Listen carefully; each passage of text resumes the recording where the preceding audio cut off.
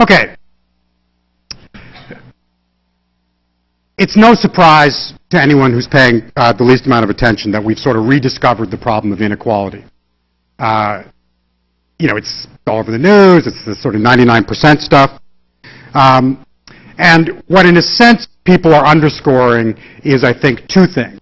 One is the fact that inequality has gotten worse recently, that is, in the last generation. So there's a change over time. The other thing is that patterns of inequality in the U.S. have gotten worse vis-a-vis our peer countries, other democratic and developed countries. So the gap between us and others is beginning to grow. So it's worse now than it's been in a long time, and it's worse than most of those that we would count as our peers. Now, the explanations that are conventionally floated for this are, one, somebody took the money, and typically that's the 1%. And so you have, huge tax cuts for the wealthy, greed on Wall Street, and, this sort of conclusion. The second explanation is something happened to the economy, and that something is a combination of things. It's globalization, so we're more exposed to a hyper-competitive global economy, and it's the recession.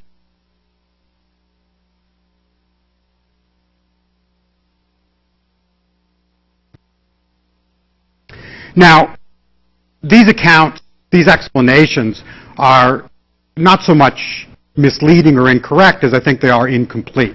They lack a sort of full historical dimension and a sort of more serious examination of the various changes in the economic landscape, the demographic landscape, in public policy that might be driving this. And that's what I want to get at tonight.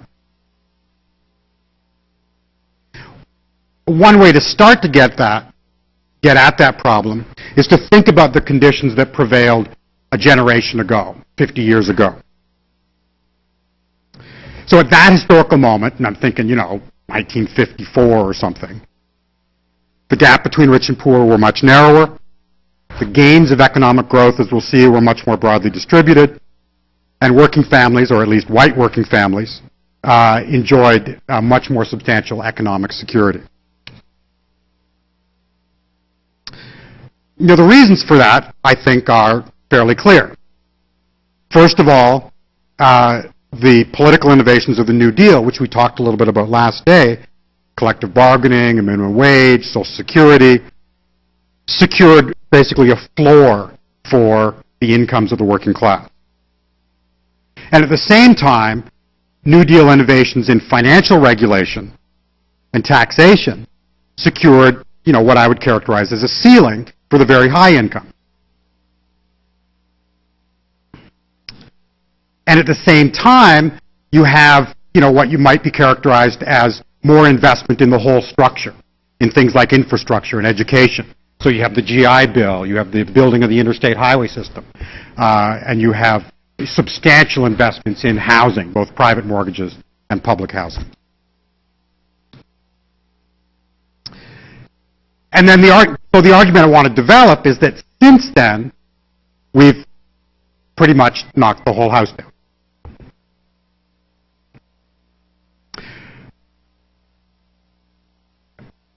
In order to sort of develop that argument, what I want to do is, and I apologize for this, is basically bombard you with a bunch of graphs. So these are going to try and give you, in a wide variety of dimensions, a sense of change over time. But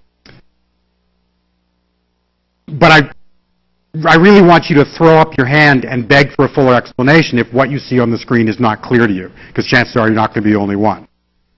So what I'm trying to do is sort of make digestible a wide range of economic information and trends. The first thing that we have to do is understand the various dimensions of equality, starting with wages. So if we look over the course of, so this graph goes from 1979 to 2010, and it measures wages in real dollars, that is adjusted for inflation. We can see the wages for all workers rise slightly over that period, from just under $15 an hour to just under $16 an hour. Over the same period, male wages have actually fallen, and of course, in order to get that slight rise in the overall wage, female wages have risen. So you get a little bit of narrowing of the gender gap as a result of both gains made by women, but also losses made by men. You also see over roughly the same period a pretty wide gap in the wages by educational demographic. Now this graph is what we call an index graph, so because it's measuring very different levels, we just started 100% and it's just showing change over time. So if you have less than a high school education, your wages between 1979 and 2009 look like this. They're about $12.20 at the start of the period, and they're less than $10 at the end. So there's an actual real dollar decline. You also see a decline, a little bit slighter, for those with a high school education. And the gains, such as they are largely going to those with a university education or better. This is the only part of tonight's presentation that will make you feel good about yourselves at all. We can see that also demonstrated here. And this is a complicated graph, but what I really want to show is this green line is graphing the gap between the wage at the 90th percentile, so the richest 10%, and those at the 10th percentile, between that gap for college and high school students. And so you can see that there's not that the gap rises and then actually falls over much of the post-war period, but it's been rising steeply since the early 1980s. And this theme of sort of education pays can also be seen in a much more shorter-term perspective in the response to the recent recession. So those with advanced degrees, that is moving up this scale, are much less likely to be unemployed and much more likely to sustain their weekly earnings during a period of recession. So that's just, three different ways of looking at the sort of basic insight that education pays. The gap between those with education and those without is growing over time. Now, when we talk about inequality, we often make the shift then from wages to income. Incomes are different than wages because incomes are measured by households or by tax units. So a household income includes, of course, all the wage earners in the household. So here's a way of looking, skip past that one. Here's a way of looking at that. And again, this is an index graph just counting up from 100. So over the early post-war period, from 1947 into the early 1970s, you can see the black line productivity growing steadily, and the incomes of those in the top 5%, those at the median, and those in the lowest 20% are tracking productivity, which means everybody's gaining from the growth of the economy equally. After that, things work out a little bit differently. Productivity continues to go up, but we are, as the bar graph in the bottom suggests, now growing apart. So that wages at the lowest 20% are actually dipping over this period. The median is pretty much flat, and the gains, such as they are, going largely to the top 5%, and of course the 1% would be in here somewhere.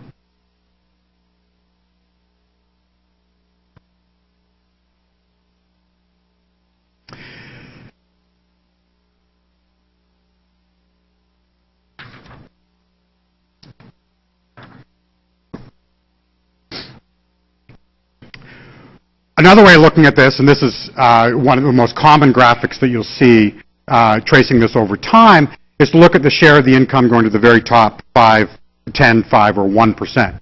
And so this is a graph of the share of household income going to the top 10% of the population by income. And you can see, so through the early part of the century into the Great Depression years, that's a very high percentage, 45% roughly. Then you get the New Deal, you get this long period of relative equality into the late 60s, early 1970s, and then things begin to climb again. And so we're now right back now where we were in roughly 1927 in terms of, so the top 10% of wage earners claim about 50% of income.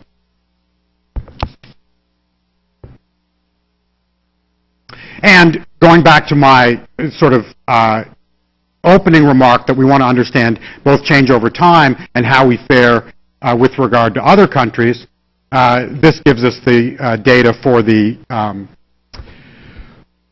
OECD countries, which are our most immediate peers, the Organization of Economic Cooperation and Development. So this is the share going to the top 1%, the light bar 1980, the dark bar 2008. And here's the United States. In a sense, or not in a sense, but clearly not only the most unequal in its income distribution, but as you can also see, if I turn off that yellow bar, the large jump between 2008, or between 1980 rather, and 2008.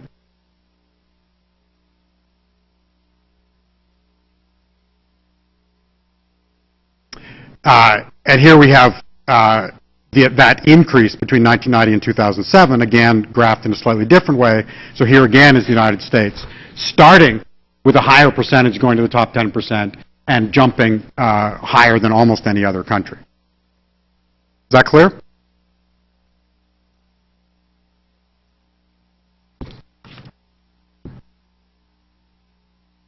Okay. The other way that we commonly measure inequality, and this looks more complicated than it is through use of what's called a Gini coefficient. And all that is it's actually a very sort of basic and compelling measurement. Look at this graph here. To measure a Gini coefficient for a group of people, you simply line them up. Say there's 10 people and $10 to be distributed.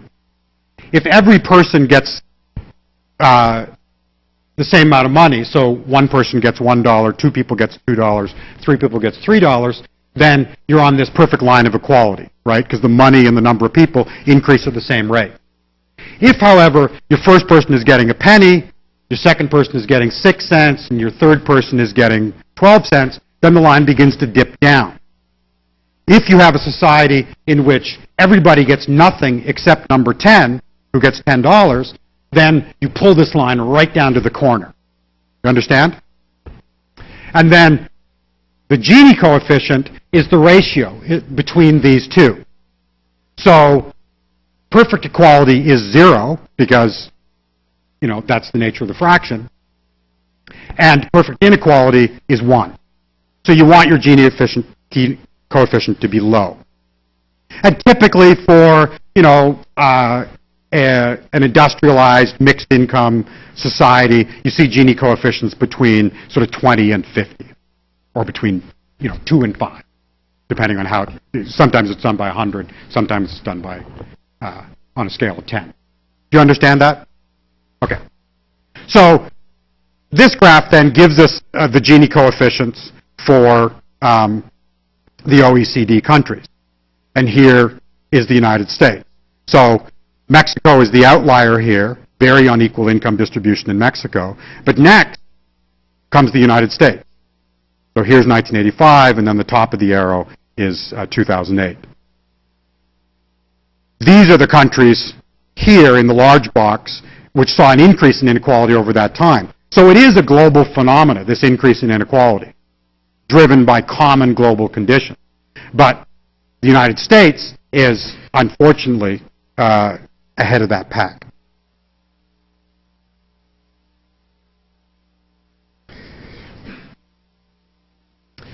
Then we can turn to what is, I think, captivating people's interest more so today, and that is identifying the extraordinary gains made by those at the very top. So what people who look at incomes have often done is they use percentiles, that is 20%, or deciles, every 10% of the population. But there's increasingly a lot of attention to that very top 1%, because we can see from 1979 to 2007, here's the bottom 20%. So in real wages, the average annual, or the median income is 15,000, 15,000 in the 1990s, and now it's about 17,000. Very little growth over that period. For the middle group, that is the vast majority of the population, those who aren't in the poorest or the richest 20th, the line is about the same. And even for those who are in the richest, or not the very richest, but who are from 80 to 99, their incomes look like this. So roughly a 50% gain over that long period. But the 1% gained dramatically. Their income, median income in real dollars, that is adjusted for inflation, is $350,000 at the beginning of the period and almost $1 million more at the end. So, another way to look at this is the lower tier is really basically stagnant. Virtually everybody else has seen their incomes go up about 50% over a 30-year period. The 1% has seen their incomes almost triple over that period in real dollars.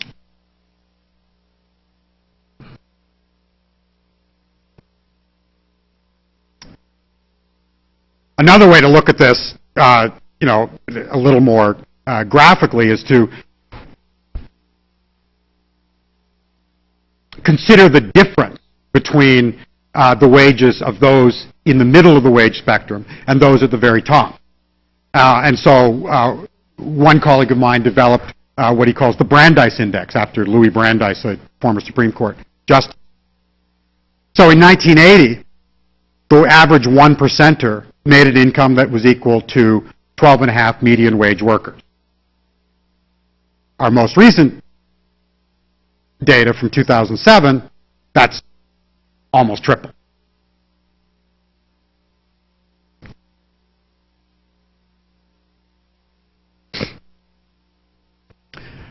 And finally, one more way to look at what has happened to incomes over that period is this. So the blue lines are the average income in 2006 for the bottom 20% of earners, the next 20%, or of incomes rather, the middle 20%, all the way up. And then we break it down a little more finely over here, 80th to 90th, 90 to 95, 95 to 99, and the top 1%. So you see again how stark the gains are at this end. What if we imposed upon that growth of income the same level of growth that we saw before 1979, that is, all incomes tracking productivity? Then it would look sort of like this.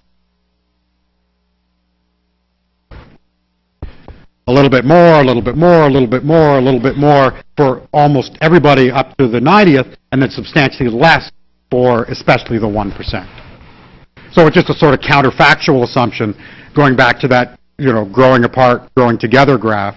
What would have happened if growth had been equally shared over the last generation? So you move from wages, what one person earns, to incomes, what all the wage earners in a household earn, which is the most conventional measure. From there to wealth. And wealth, of course, includes your household income, but it also includes your accumulated assets and your accumulated debt. So what you inherited, what you own, what you owe.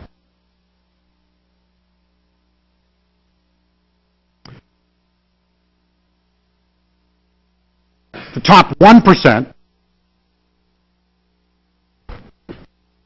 over this period, and it doesn't change dramatically over this shorter period, own about a third of the nation's wealth.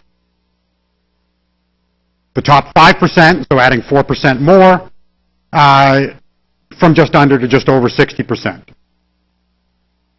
The top 10%, from just under 70 to just over 70 over that period.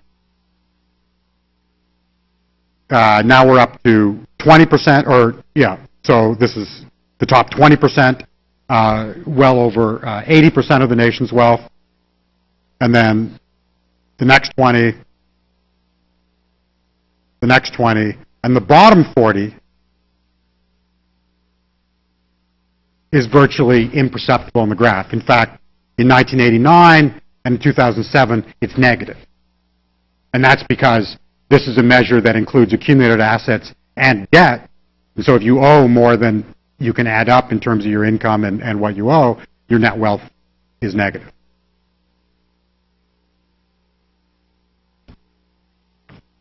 And again, what's important about this is both the severity, the change over time, and the international comparison. So if we move, that's the Gini coefficient. I'll come back to that. If we move to the OECD countries, you can see, so here's the United States,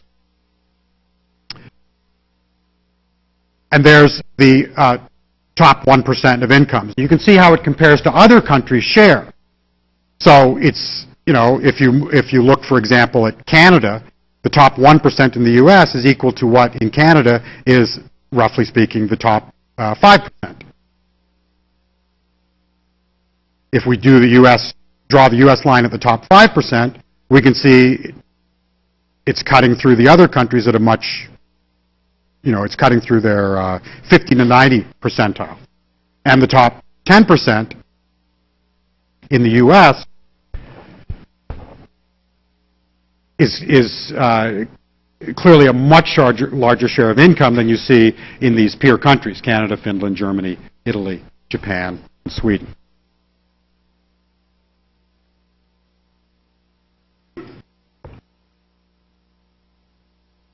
Any questions?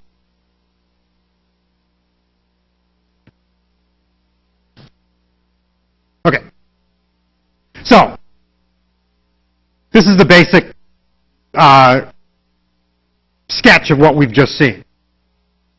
Stagnation of wages, particularly over the last generation, a growing gap in education, in the gains from education, a polarization of incomes, particular stagnation at the lower end, and the gains made by the 1%. That's happened steadily since the early 1970s and dramatically, particularly in the last 30 years. Stark gaps in the U.S., and on every measure, the U.S. is an outlier among its peers. Okay? So the question is, why?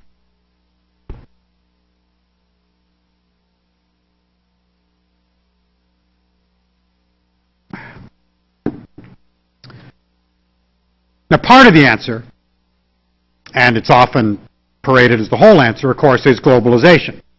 We live in a, you know, interconnected and fiercely competitive world in which firms and workers and jobs move around on a flat world at dizzying speed, and we're not keeping up.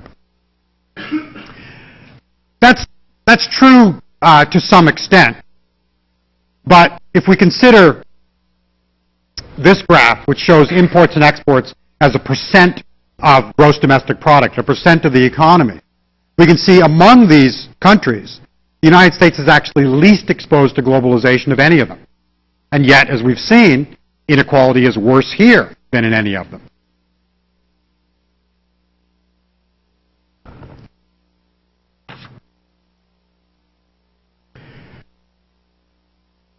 Now, I don't want to dismiss globalization is an important factor, but I think it is important to tease out what's really going on. Part of what's going on, and I think more important than the flow of goods and services, is what's going on in the labor market. This is estimates from the labor economist Richard Freeman at Harvard. Based on what's happened to the global labor market since the collapse of the Soviet Union and the entrance of China and India into sort of full competition with other countries. And the estimate is roughly that the global labor force has doubled.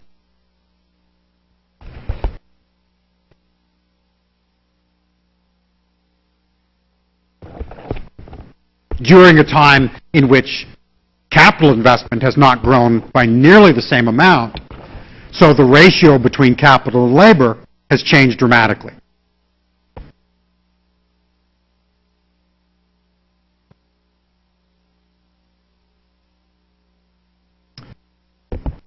Which, of course, means that capital has more bargaining power and workers have less.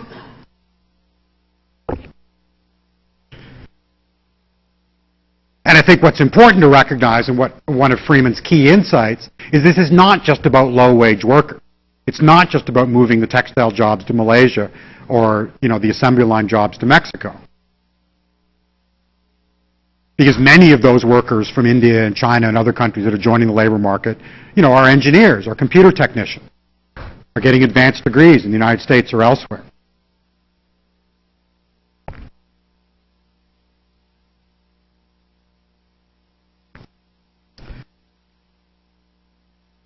So if we think about sort of globalization as a big problem, the increased supply of workers being the most important part of that, then I think it's easier to sort of focus in on what globalization is actually doing. What economists often point to is what they call skill-biased technological change.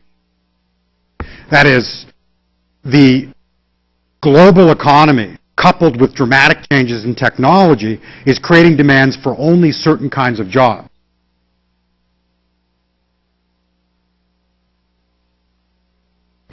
It's displacing particularly jobs, routine, easily mechanized tasks, like the automobile assembly line, shown here in 1930 and in 2008. But importantly, what this pattern of technological change does as well is it polarizes the labor market. Because what essentially you're able to do is displace many of the jobs in the middle of the income spectrum, like those good factory jobs we used to claim. What you don't displace are low-wage service work and very high-end technical jobs. So you tend to get this polarization of income. Your jobs are either at the bottom or at the top, but fewer and fewer are in the middle.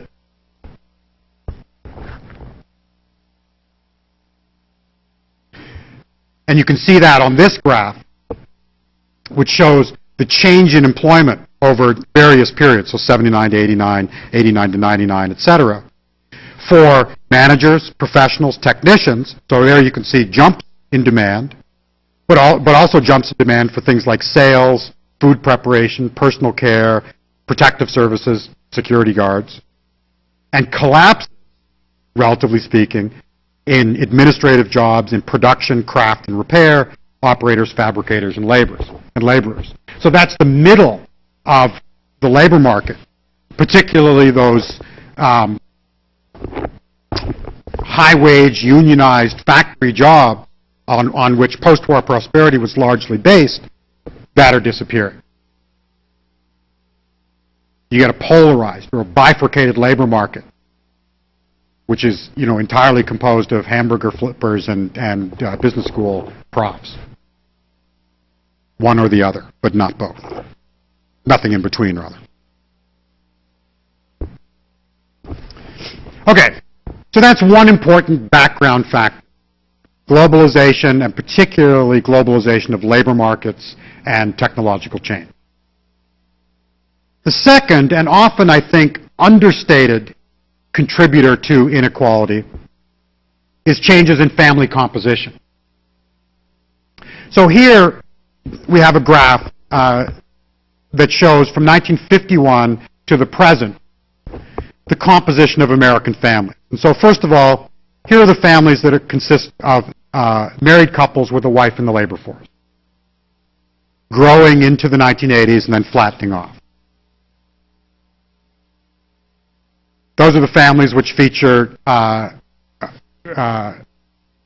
families which feature a wife not in the labor force.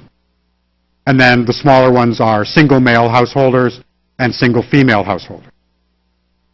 So every year it stacks to 100%, right? Because we're just defining what the mix of households look like. Now, why is this important? It's important because if we add to this graph, and now we're moving over to the other axis, this one here, if we add to this graph incomes over that time, we can see family income, rises at a modest pace over this roughly 60-year period. The income of married couples with a wife in the labor force grows more dramatically. The income of those who are married with a wife not in the labor force, remember, male wages are falling, basically flat. The incomes of single male householders is about the same, and the income of single female householders is much lower. So why is this important? It's important because the growing share of households is precisely those who claim the lowest income. And the most prosperous kinds of households, those with two wage earners, is a declining share of households. So if you have later marriage, if you have more single households, you have, by definition, greater inequality, particularly at the income level. And here again, I think the U.S. stands out from its peers. So next to Sweden, the U.S. has the highest percentage of single-headed households in this large peer group of industrialized countries.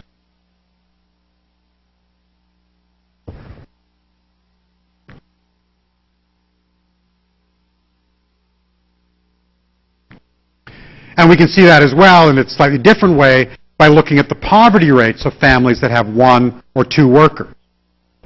And again, let's highlight the U.S. So we can see here, can you see my arrow?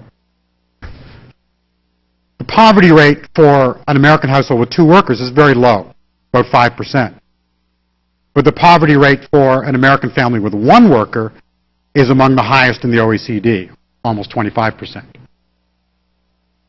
Only Chile, Israel, and Mexico have a worse performance.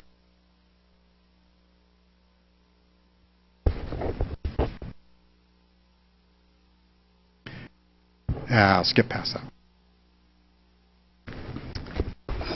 The final piece of this sort of demographic picture, which is important, and some demographic economists actually think it's driving a lot of the inequality, is what demographers call assortative mating, sort of sociobiological term. What this simply means is the likelihood that an individual will marry someone with a similar educational or income background.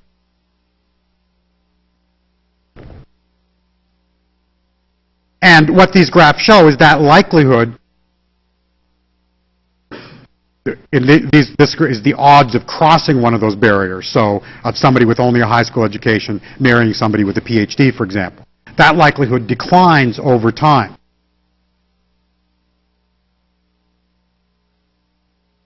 This shows the percentage of marriages which are, as demographers say, homogamous. That is, people of a similar educational and income background.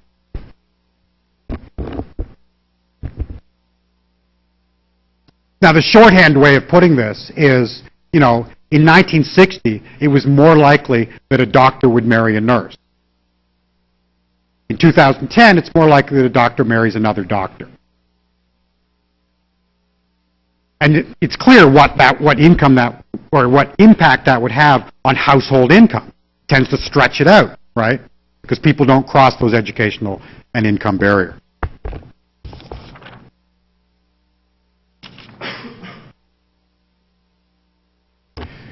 So, let's sum up where we are so far.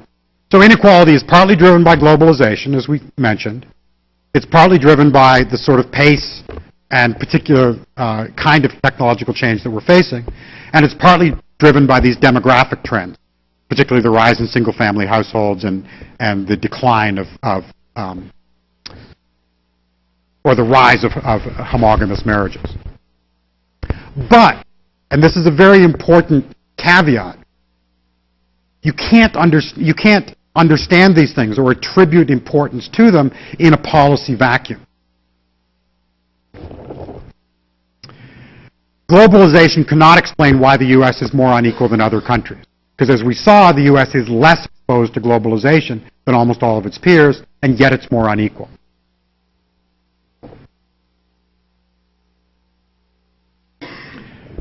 You know, trade is a political concept. It's a political problem. And so globalization doesn't just happen like the weather. Countries or international organizations like the WTO set the terms of trade, and that's important. Similarly, many make the argument, and I think it's quite compelling, that in fact technological change is nothing new. It may be happening at a faster pace. It may be the kind of technological change is a little bit different. But the ways in which we work and the impact of technology on the ways in which we work has changed constantly over the last 100 years. Electricity replacing steam, the assembly line replacing the old factory floor, you know, the first computer revolution, the information revolution. So there's nothing dramatically new about adjusting to technological change. In fact, you could make the argument that the problem is not the global demand for skilled labor that's creating income gap. The problem is our inability to keep up with the supply, which makes it a policy problem, right? If your educational institutions are able to meet the demands of the new global labor market, it no longer causes inequality. And this is why there's always so much concern about, you know, the relative American standing with regard to science education or engineering education and that sort of thing.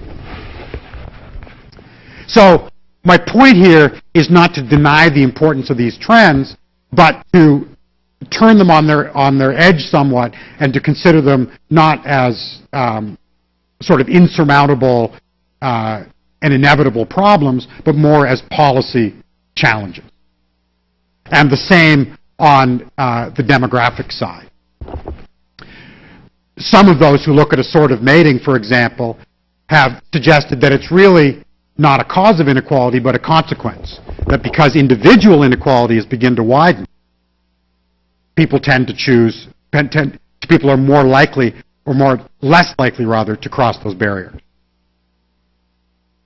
So it's hard to decisively attribute that demographic trend or inequality to that demographic trend because you don't really know whether it's a consequence or whether it's a cause. And clearly, social policy and social institutions can adjust changes in family composition.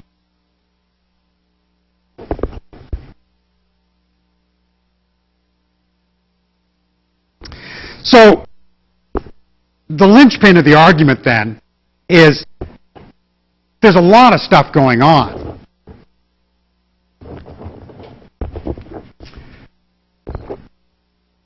But the important part of the story is how we respond politically. What are the policies and institutions that shape these trends or respond to them look like?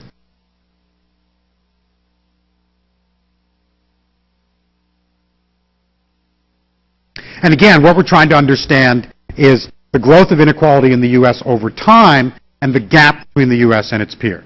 Those two things simultaneously. That's, I think, should drive and guide our explanation.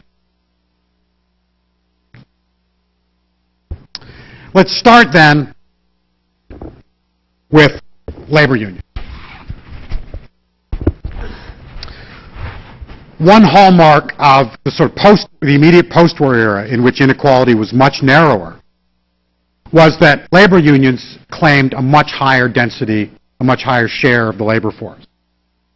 About a third at the end of World War II, climbing to, depending on how you measure it, as high as 40% by the middle 1950s. Union density in the private sector is now about 6.5%.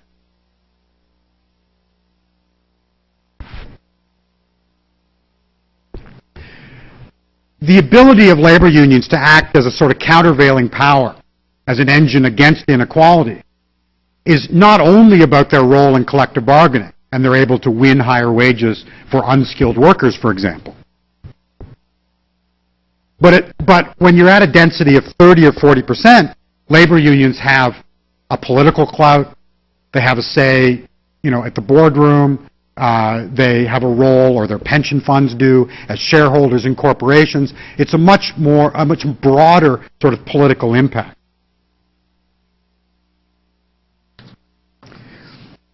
And even at 30 or 40% of the labor force, the presence of unions is basically bidding up wages for everybody else. Now, that begins to unravel pretty early in the post-war period. First, as I think I mentioned a couple times before, with the passage of so-called right-to-work laws at the state level, starting in 1947, enabled by the Taft-Hartley Act, spreading particularly across the South and mountain states, and then 2011 running, pretty much across the South, up the middle of the country, and through much of the West.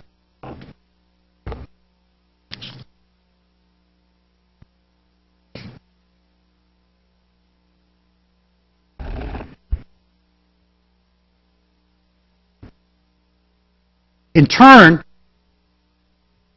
after the early 1970s, labor runs into what is a sort of persistently tough patch of bargaining, what labor economists would begin to call concessionary bargaining, where labor, even well-established unions, would go to the bargaining table and come out with a wage cut in benefits in order to save jobs. And this is what happened in the steel industry, in the automobile industry, after the bailout of Chrysler in 1979, is one of the most famous examples, workers taking pay cuts.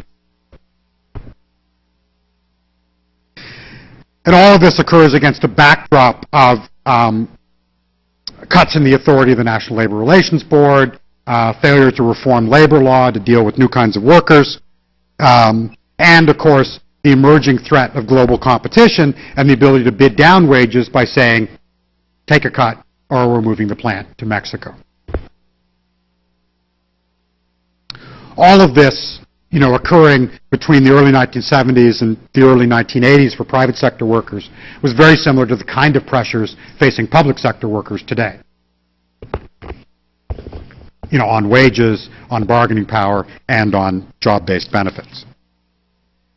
And the result is fairly dramatic. So this graph picks up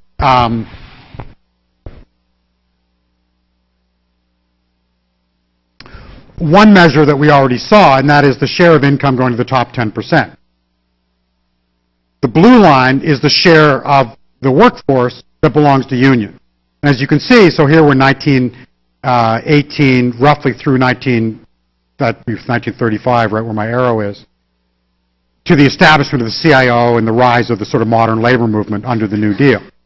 So here, inequality is fairly stark. Top 10% claim about 50% of incomes. And union membership is pretty low, about 10% from the beginning of the century through the 1920s. Then the New Deal, the new collective bargaining law, and things change fairly dramatically. And then you get this period, this is the famous period from the end of the war into the early 1970s, in which inequality is much narrower. Largely, as I'm arguing, as a result of relative union power. As union power increases, inequality comes down, clearly redistributing incomes from the wealthy to people of ordinary means. Then, at this end of the box, we're reaching a period that I just spoke about, the attacks on labor in the private sector, the sort of evisceration of labor law in the 1970s and 1980s, and not surprisingly, what happens is the share of incomes going to the top 10% rise steadily, and union density falls. It's almost in perfect inverse proportion.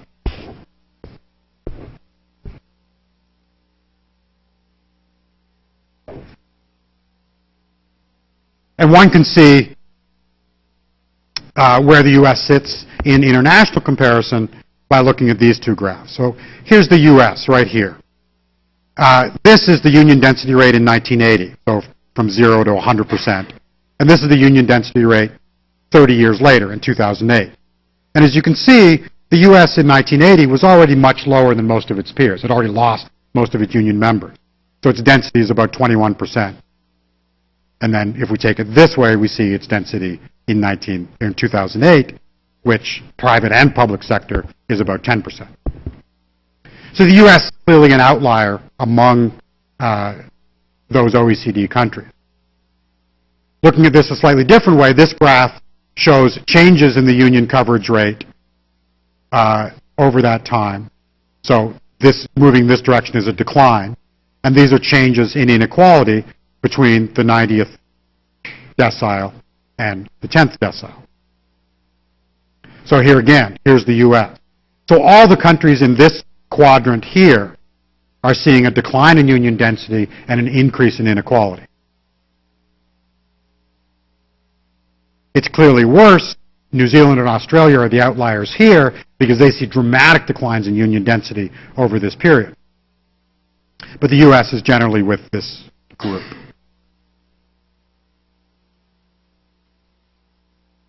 that clear?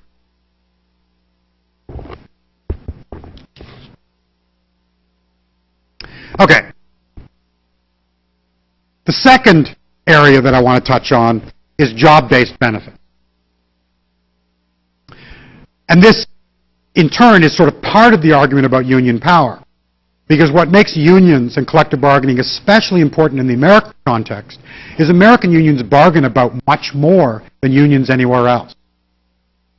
All the other countries in the OECD, for example, have some form of national health insurance. Unions are not trying to win that at the bargaining table. Many have public pension systems. But in the U.S., unions have to win all of that.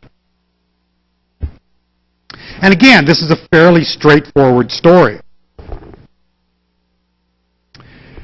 Over time, and this is a relatively recent history, so just the last 10 years, the cost of health insurance to firms, to workers,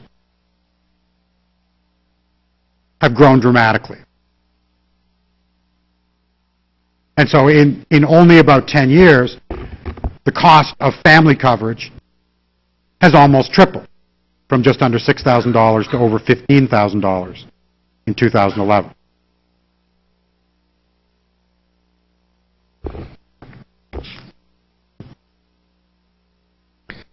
Now that's the cost overall of buying coverage for a worker and their family. What's more important for our purposes is what are the workers paying? What's their contribution to the health insurance plan? And here you can see the growth over time. So the gray line at the bottom is the inflation rate. This black line and black squares are the growth in workers' earnings, which have just kept ahead of inflation.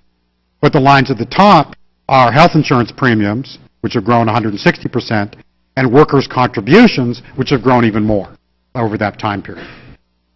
And this is clearly going to take a big chunk out of your paycheck.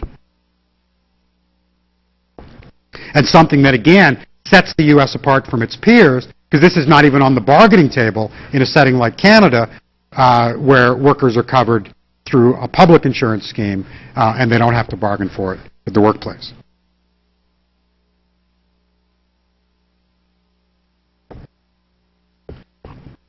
Similarly, we see a dramatic decline in the security of pension plans. Now, the number of American workers who have a pension at work hasn't changed dramatically over the last decade or even the last generation. What has changed is the kind of pension plan that workers claim. A defined benefit pension plan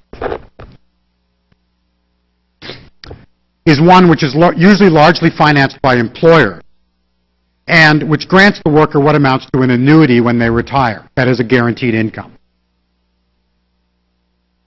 Now, it's calculated by the employer at the time of hire, so when you retire, I'll have contributed this much, and your pension will look like this. And sometimes there are workers' contributions as well. And so that's a job-based pension plan that looks a little like Social Security, right? You know what your retirement income will be. And the risk of providing that income is largely borne by the employer. They collect the money, they invest the pension contributions as they see fit, but they're obligated to pay out that benefit when you retire. A defined contribution plan, which as you can see from this graph, is now vastly more popular. So defined benefit plans are only about 12% of the total. Defined contributions are about over 60% of covered workers. These are the plans in which the contributions are made largely by workers, and they're invested by the pension plan, sometimes the employer, sometimes an independent sort of pension agent, in the market. And your pension then depends upon market performance. And so if the investments work out and the market booms, you get a decent pension. But if the market goes bust, you're screwed. And of course, that's what happened to employees of Enron, for example, who had defined contribution plans. They were all invested in Enron stock. They went from, skyrocketing value to virtually nothing and wiped out the pension plan. So the important point here with regard to health insurance and pensions is that these are job-based in the U.S. and they become dramatically more expensive. They offer dramatically less security now than they did even 10 years ago.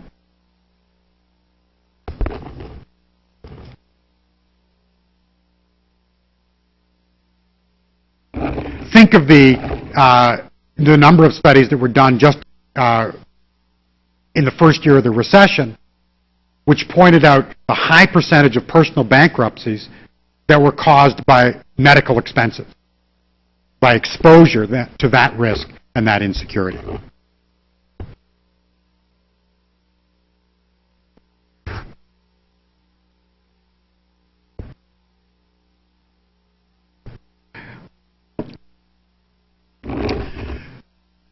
Closely related then to the job-based benefits are broader social programs, things like Social Security.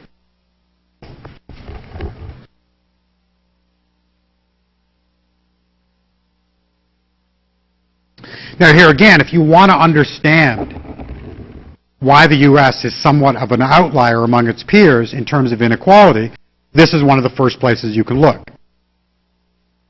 So this graph shows the impact of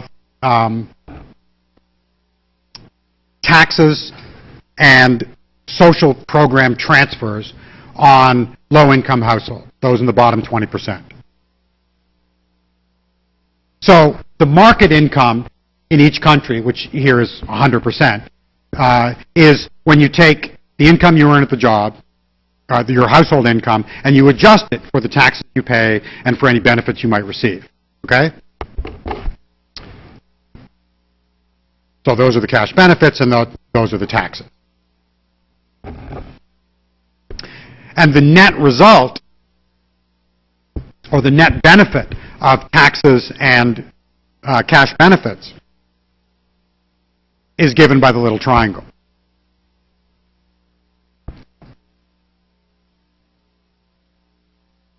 So here's the U.S. And as you can see, the net benefit is among the lowest among these OECD countries. In fact, there's a couple that have an actual negative benefit, but here we have Korea, Japan, Chile, Portugal, then the U.S. Most of our peers are well to this side.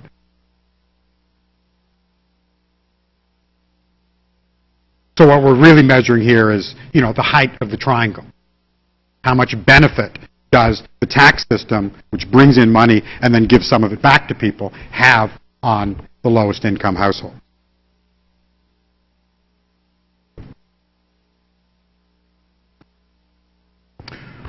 Or you can look at it this way. The redistribution, in this case, what we're measuring is, so this is the entire bar is your disposable income. Sorry. This is a Gini coefficient here. So this is a measure of inequality. So you want to be as low as possible, right? The bar is the inequality measure when you don't include those services, things like public health insurance, education, that sort of thing. So inequality is lessened when you include those services, but the important thing then is this thin line.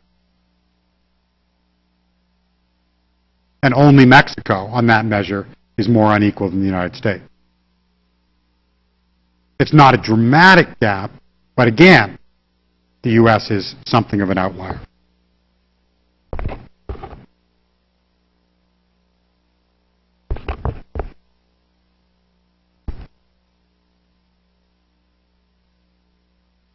Now, this is somewhat of a sort of esoteric way of understanding it. I think it's easier to sort of drive home this point by looking at the impact of a couple of different social programs. So let's start with Social Security. So to give you a sense of what impact a social program might have on inequality, let's narrow the question down. So on this graph, the red line, which is keyed to the axis on the far side, is the number of seniors, the percentage of seniors that are under the poverty line. And the blue line is the Social Security spending per person. Now, Social Security is established in 1935. It's not spending a lot of money in the early years because it's collecting those contributions. But what's remarkable at the beginning of this period is that almost 80% of seniors in the middle 1930s live under the poverty line. 80%. And then, not surprisingly, what happens is Social Security spending goes up and senior poverty collapses. This little hitch in the line here is mid-60s with the establishment of Medicaid, which brings down health costs for seniors.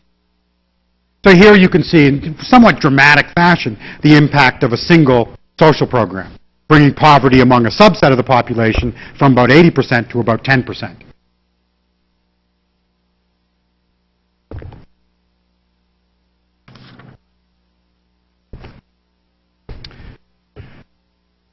Another example of this, just considering much more recent history, is this graphic developed by the Center on Budget and Policy Priorities. These numbers are just millions of people, and they're estimates of the number, or the millions of people that are kept above the poverty line by selected programs. Unemployment insurance, a Making Work Pay credit, which is just a recession-era program, the earned income tax, child tax credits, an extension of which came in 2009, and food stamps, which was also extended somewhat. So, here you have 4.6 million people, 1.5 million people, 9.3 million people, another 4.4 million people, kept out of poverty by basic, floor-supporting social programs. They make a big difference. And, as the earlier bar graphs from the OECD that I showed tried to drive home, they're less well-developed and less generous in the United States than they are among most of our peers. So when the economy goes south, we tend to suffer more and for a longer period of time. Okay. So, thus far we've talked about unions, about job-based benefits, about social programs, about what's happened to them over time, and about how the U.S. Approaches those policies differently than do other countries. And a result that has contributed, I would argue, to the rise in inequality over time and the gap between the U.S. and its peers. A couple more elements that I think are important to look at. One of which you can dispense with pretty briefly, is the minimum wage. And the most important thing to recognize here is that the minimum wage in the United States is not indexed to inflation, except recently in a few states. And so its real value varies fairly dramatically. It started out relatively modest and actually fell to a little bit less than $3 in real, that is current dollars, in the World War II era. But then, as you can see, it gradually rises over time. Now, in order to understand this graph, recognize that each jump you see is a legislated increase in the minimum. So let's raise the minimum wage. And then as it declines over time, that's the eroding power of inflation, right? And then all of a sudden the minimum wage isn't worth as much, so you increase it again. And what's important, I think, is that, you get over this long period, this expansionary period, steady increases. So raise the wage, falls with inflation, raise it some more, but the general trend is up. So the real minimum wage in 1968 was over $9 an hour. Then through the inflationary 1970s, it suffers tremendously. It's constantly sort of adjusted for inflation, but the general trend after that is down. And the best way to make sense of this is to adopt a simple benchmark, which would be, what's the poverty level for a family of 3 over this period? Well, it's about $17,000 a year in 2009 dollars. Only for this very brief period in the late 60s did the minimum wage make it possible for a family of 3 with 1 minimum wage earner to live above the poverty line. And we're a long way from that now. This is an important floor for the economy. And again, we can see in international perspective, let's look at the minimum wage over the last decade for a wide range of sort of peer countries. And they all look roughly the same, with the exception of the troubles run into by Ireland. That is, roughly speaking, you see wages rising at, about the rate of inflation over this time, highest in countries like, Luxembourg, France, I guess this is Ireland, this is the United Kingdom. With minimum wages between $10 and $12 an hour. And there's the U.S. losing value at a time when most other minimum wages are gaining and falling substantially behind those of its peers. Nearly $2 less than the next group of countries. Now, the weakness of the minimum wage in the U.S., over time and vis-a-vis its peers, is most important in explaining the poor performance at the bottom of the economy. The minimum wage doesn't have a lot of impact on inequality at the top, right? The gap between the 1% and the 90%, or the 99%.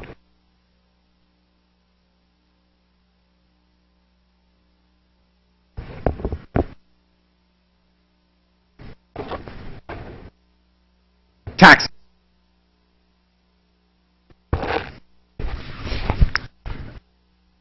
It's important, I think, to understand the role of taxes and their relative contribution to inequality, because I think, by and large, it's overstated.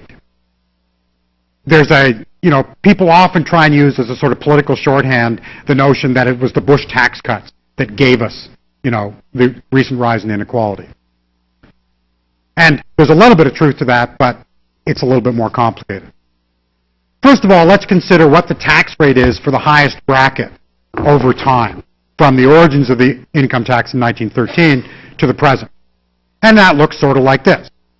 It jumps around a lot, big cuts in the 1920s, very high rates through much of the post-war period, but declining ever since then. And what's interesting here, of course, is the juxtaposition. So here we are, 1946, and here we are, 1967. This is also your period of highest growth in the post-war economy. And, as the taxes on the highest bracket have been slashed over time, it's also true that we've had some of our slowest periods of growth. There's not a direct relationship, but it's important to note, that high taxes are not incompatible with a growing economy, and cutting taxes doesn't necessarily get you growth.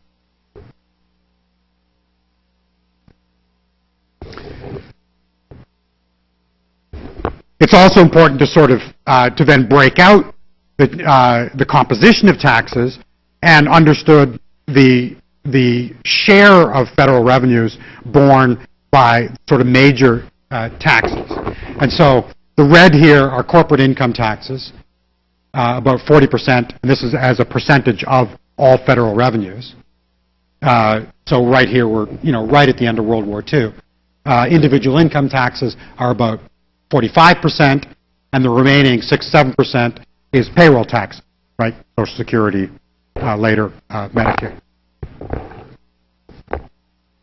Over time, what happens is, the income tax is relatively stable, the overall income tax, not the top rate. The corporate income tax collapses from 40% of federal revenues to about 12% today, and most of that weight is taken up by payroll taxes, which now bear, about, in good times 40%. When the economy goes south, they, of course, bring in more money. Now, this is important because income taxes, there's corporate and individual income taxes, are generally progressive. They fall more on those of higher income. But payroll taxes are generally regressive. That is, workers at the lower end of the spectrum pay a higher percentage of their income than those at the top. Social Security taxes, of course, cap out at, $105,000, $112,000. Above that, you don't pay Social Security.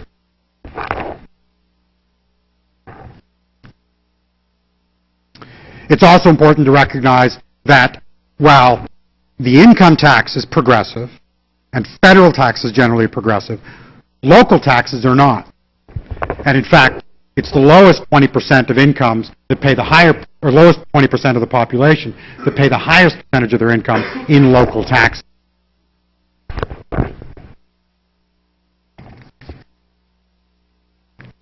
And not surprisingly from these patterns, we see over time a steady decline in the ability of taxes or transfers to individuals paid for by taxes to reduce inequality. That the effect of those policies declines here from 1979, roughly 30-year period, to about 2009.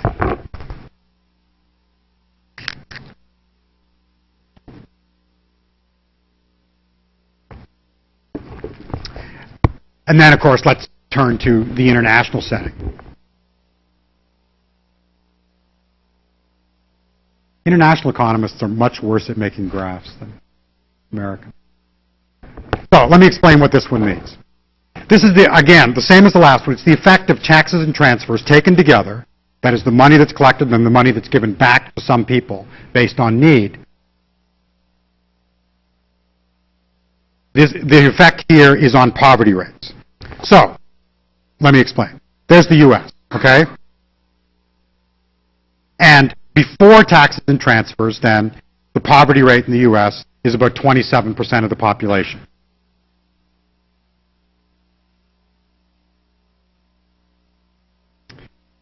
After taxes and transfers, it's 17%.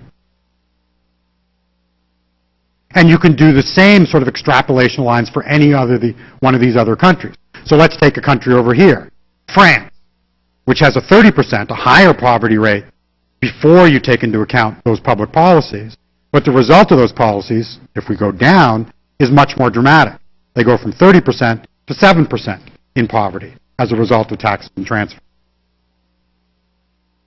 So the net result of the money being taken in the U.S. setting, and the money then that goes back out to people for things like food stamps, reduced school lunches, earned income tax credit, is a relatively modest reduction in the poverty rate.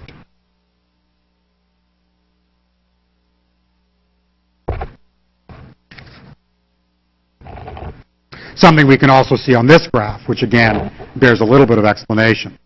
So there's the U.S., and what we're interested in here is the triangle, right, which is the percent reduction in this case, the Gini measure, that is inequality, the percent reduction as a result of all of those taxes going out and all those benefits coming in.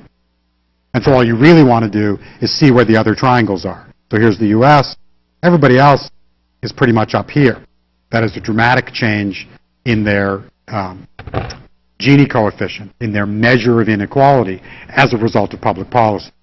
In the U.S., it doesn't change it that much.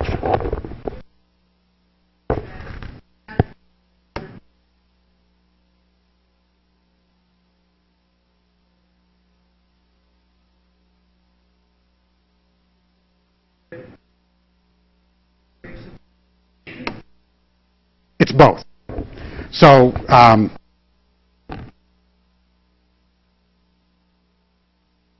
this one doesn't actually have it. I'm not sure if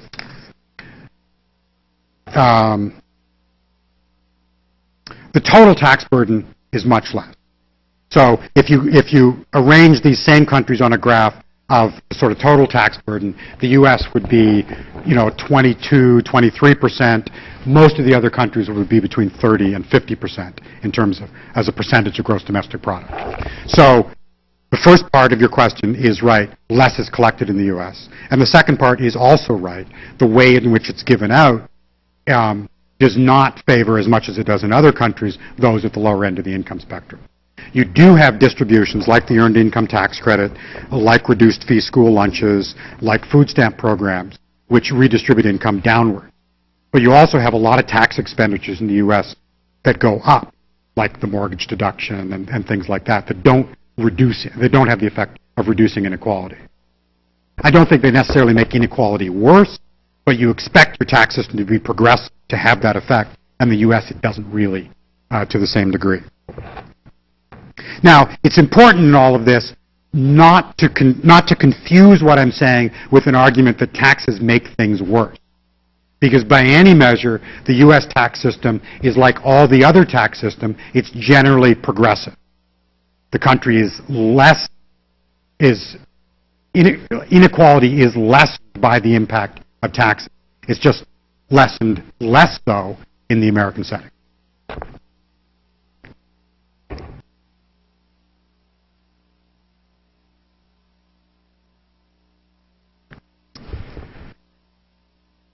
Financial deregulation. This, of course, is the famous picture that Mitt Romney wished had never been taken. The folks at Bain Capital holding up the money. Many economists have come to the conclusion that financial deregulation, particularly over the last 15, 20 years, has really played a major role in contributing to inequality, particularly the stark inequality between the middle income earners and those at the very top. So let me just very briefly say what's happened over that time period and then give a sense of how it might have contributed to inequality. There's a number of developments here that are important. In the late 1970s, a number of states fought for, and eventually won from the Supreme Court, an end to limitations on what are called usury rates. That is, there used to be a cap on how much interest you could charge for loaning money. Once that cap was taken off, it opened the door for a vast expansion of the credit card business, because states like South Dakota and Delaware took all the caps off interest and then started to sell credit cards nationwide. So the ability to loan money at 18, 22, 24% on what were relatively risky loans to people of modest incomes, buying cars or refrigerators or that sort of thing, vastly increased the rate at which people went into debt and the amount of credit that was available. So that's the first important change. Then what happens is, in the 1970s, when inflation is running out of control, and you still have caps on interest rates that banks can offer for deposit, there's tremendous pressure to find other places to put money. And you basically see the invention of money market funds, of hedge funds, in the 1970s, as a place where people can put their money where it'll earn an interest rate that actually exceeds the rate of inflation. A vast expansion of what some characterize as a sort of shadow banking system, because it's not really subject to the same regulation.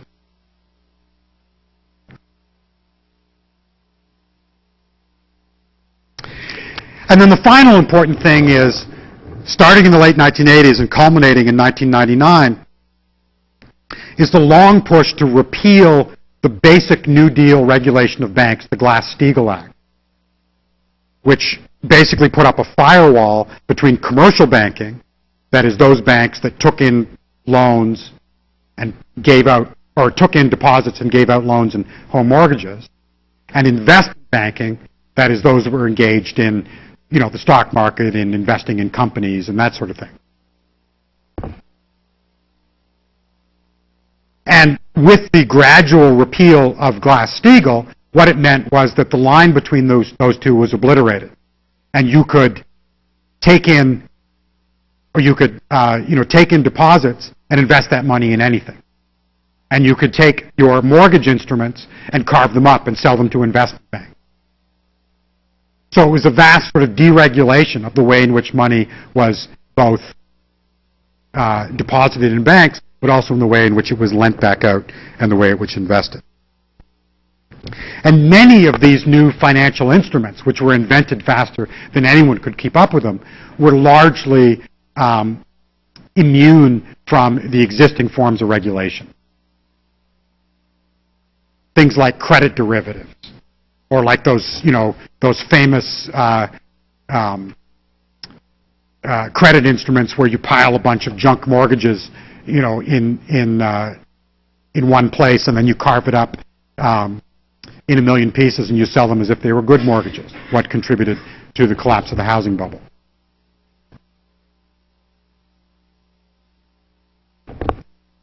All of that, I think, is less interesting than its contribution, or the contribution of these general trends to the growth of inequality. And we can start by looking at the relationship between household debt and personal income over this period of deregulation. So if we look at personal income, and these are numbers from the St. Louis Federal Reserve, we can see that, and this is just the change per year. So, for the most part, you see personal income going up about 5% a year, sometimes a little bit more than 10%, but in more recent years, much more dramatically, you see these declines in recessionary periods. So it's not a cumulative graph. Every point in the line is just showing how much it changed from the year before. Okay? And then we can sketch on this also outstanding household debt. And what's interesting here is a couple of things. First of all, the dramatic rise in household debt as a result of the deregulation of financial deregulation, particularly the opening up of new credit card markets in the early 1980s.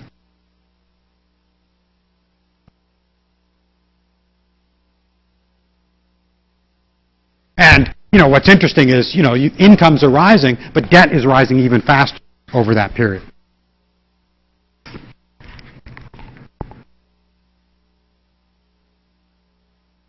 The second element that's interesting here is in the more recent history, if we look at what emerges as a sort of inverse relationship.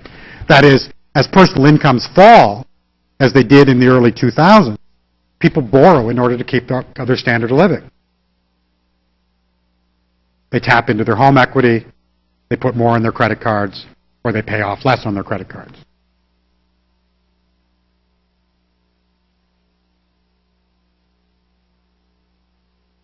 So as the incomes of ordinary Americans stagnate, something we've looked at in a number of different ways, they make up that through borrowing.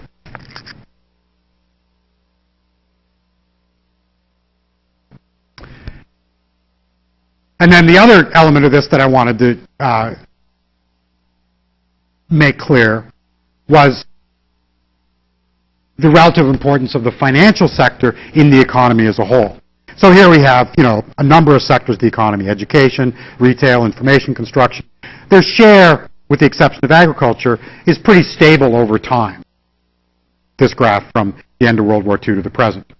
Manufacturing, which is about 25% of gross domestic product at the end of the war, declined steadily over this period, 25% to about 10% of national output, while finance takes over,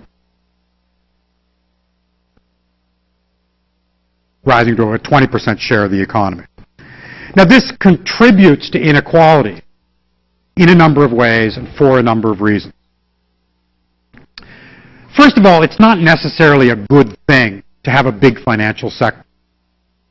Because a financial sector, the purpose of a financial sector is really to make the rest of the economy work by guiding investments and that sort of thing.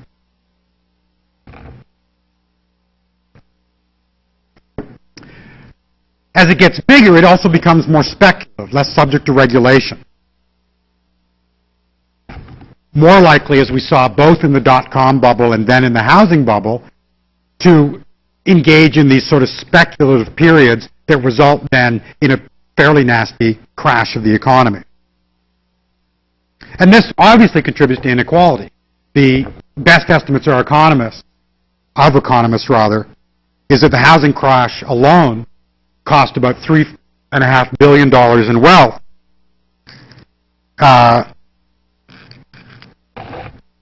Or almost $6,000 for each household on average. And this, of course, is accompanied famously by that accelerating rate of compensation to those who are in the financial sector, where you find many of those 1% salary. In turn, this is the area which is subject to the lowest rate of taxation. This is why there's such a fuss about Mitt Romney's 15% tax rate. Because in the financial sector, most of the gains are not counted as income, but as capital gains, they're only taxed at 15%. And in the end run, then, these speculative bubbles and bursts in the economy are very good for the financial sector, whether you're on the upside or on the downside. The costs tend to be borne elsewhere in the economy, especially if you bail out the bank. And then they see, in effect, all of the gains and none of the real losses.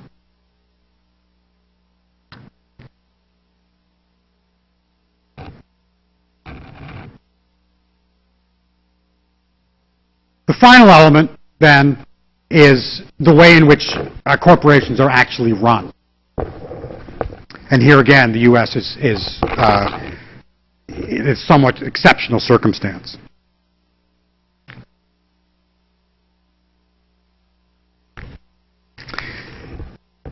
The general idea, of course, is that a corporation, as a legal instrument, is run in part by a board of directors, which has a fiduciary responsibility, and there's oversight by shareholders.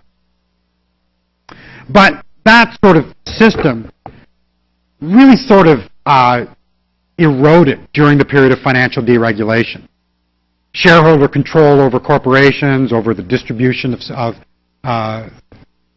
investments and stocks, really sort of evaporated during the 1980s and 1990s, as did the sort of fiduciary oversight of boards of directors.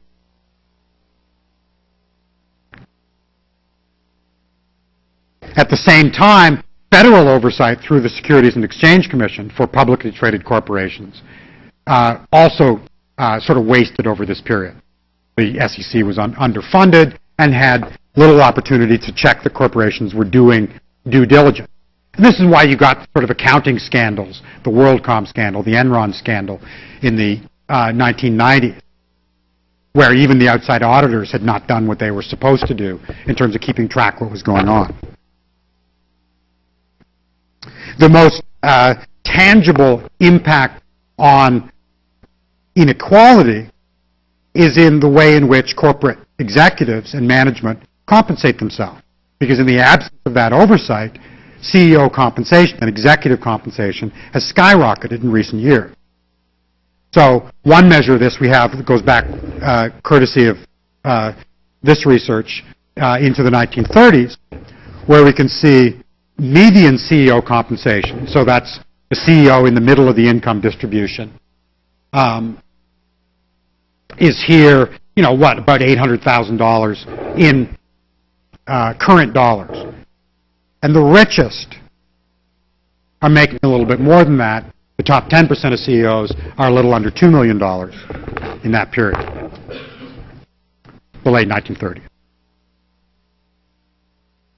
As we move forward in time, you can see it's fairly stable until we get to the period of deregulation, when executive compensation begins to take off, especially for the wealthiest 10% of CEOs.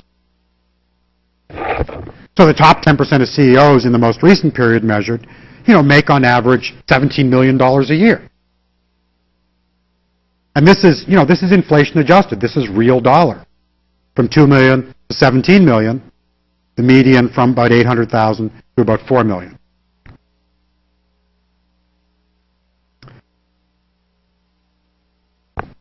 A more common way of looking at that, and particularly in the international comparison, is to look at the rate of CEO pay relative to the pay of an average production worker. So this graph, the little hard hats equal the average pay of 10 production workers. Okay? So in 1965, a CEO earned about 3.5 times what the average production worker made. Or not 3.5 times, rather. This is 50, so about 25 times. Yeah, so each of these is 10, 20, 25. Clear? Okay, and then, you can see what happens over time is that begins to grow, and then deregulation, and it begins to grow a lot. And, it's subject to sort of boom and bust in the economy, but as a general trend, you go from a system in which CEOs earn about 25 times what their average workers make to one in which CEOs earn about 250 times what their average workers make. And again, the U.S. is a pretty stark outlier. Oops, I don't know where the background of this slide went. That was strange. Oh, there we go. So, this is from the management firm Towers and Perrin. So here are a range of countries and the sort of average CEO remuneration in those countries. And it ranges from about $250,000 on average, up to about $1 million. A few countries creeping over $1 million. But the U.S. is basically double most of its even adjacent competitors.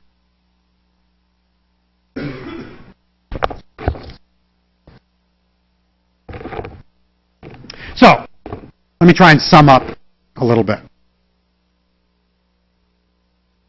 In thinking about the way in which public policy shapes inequality, it's helpful, again, to move down that ladder from wages to incomes to wealth. So, wages, at the very first blush, are affected by the kind of education policies you have, the kind of wage supports you have, like minimum wage laws, the kind of labor market policies you have, labor unions or support for labor unions. That will determine your wage rate and the security of that wage rate. And then in turn, individual wages, translated into household income, is affected by the way in which families are formed and the sorts of family policies that you have. And that yields household wage income, the sum total of wages earned by wage earners in the household.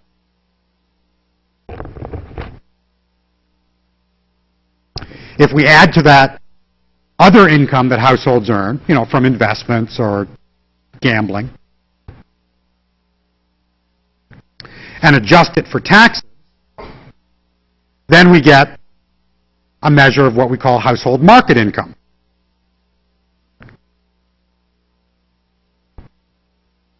And then if you adjust that, again, for tax transfers, for social and tax policies, for these other public policies, you get household disposable income, what's actually available to you to spend. And that in turn has to be adjusted for things that are provided to everybody, like national health insurance, like free education. And that gives you your final sort of measure, which in international comparison is usually called household adjusted disposable income. Now, it's less important to me that you remember or have a firm grasp of what all these different categories mean. It's more important to recognize the way in which public policies affect the outcomes as we move from one level to the next, from wage policies to family policies to tax policies, social policies, and public good. All of them, in different ways, contribute to the ability of a society to contract inequality that's generated by the market, or not contracted, as the case may be. And the most important sort of overall argument here, then, is that you have a set of policies that establish the floor, education, minimum wage, union density, and those have eroded. You have a set of policies that establish a ceiling, financial regulation, tax policy, and those have eroded.